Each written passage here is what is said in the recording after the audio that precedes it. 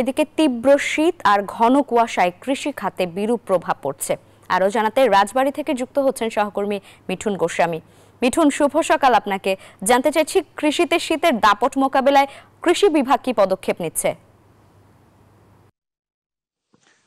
লাইবা, আপনি যেটি বলছিলেন, আসলে রাজবাড়ী জেলা কিন্তু দক্ষিণ পশ্চিমাঞ্চলের জেলা। এই জেলার চারপাশ দিয়ে কিন্তু নদী প্রবাহিত হয়েছে, গড়াই আর পদ্মা নদী, যার কারণে এই অঞ্চলে শীতের সময়টিতে একটু কুয়াশা এবং শীত সবসময় বেশি থাকে।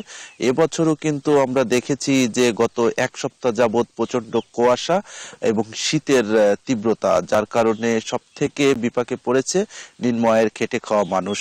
আমরা সাধারণ কৃষকদের সঙ্গে, যেহেতু এই জেলা কৃষি প্রধান একটি জেলা, আমরা কৃষকদের সঙ্গে কথা বলেছি। কৃষকরা বলেছেন যে প্রচন্ড কুয়াশার কারণে কিন্তু তাদের যে মাঠের যে শাকসবজি সেগুলো কিন্তু খুবই সমস্যা হচ্ছে, যার উৎপাদনের ব্যাহত হওয়ার সম্ভাবনা। কারণ কুয়াশার কারণে কিন্তু প্রথমে এই গাছগুলো লাল হলুদ হয়, তারপরেই কিন্তু গোড়া পচে মারা যায়, যেটি কিনা সব থেকে বড় সমস্যা বলে আমরা কথা বলেছি, কৃষকরা আমাদেরকে জানিয়েছেন। আরেকটি বিষয় হচ্ছে, যেহেতু মুড়িকাটা পেঁয়াজ এবং হালি পেঁয়াজের উৎপাদন এই অঞ্চলে বেশি হয়ে থাকে, যার কারণে পেঁয়াজ চাষেও মানুষের কিন্তু দুর্ভোগের শেষ নেই। আমরা দেখেছি খুব সকাল থেকেই কৃষক তার জমিতে কাজ শুরু করে, কিন্তু এই শীতের কারণে কিন্তু তারা সেটি করতে পারছে না। আরেকটি বিষয়, আমি এই যে স্থানে দাঁড়িয়ে আছি, এখানে পাশে আমরা হালি পেঁয়াজও দেখেছি, মুড়িকাটা পেঁয়াজ, এবং আমার পিছনে লাউয়ের ক্ষেত দেখেছি।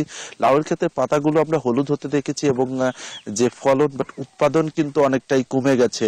আগের মতো আর সেই লাউয়ের গাছের সতেজ নেই। সেটির জন্য কিন্তু কৃষকরা বলেছেন যে তারা কি ওষুধ বা কি কীটনাশক ব্যবহার করবে সেটি নিয়েই তারা দুশ্চিন্তায় পড়েছে। তবে মিঠুন, ধন্যবাদ আপনাকে।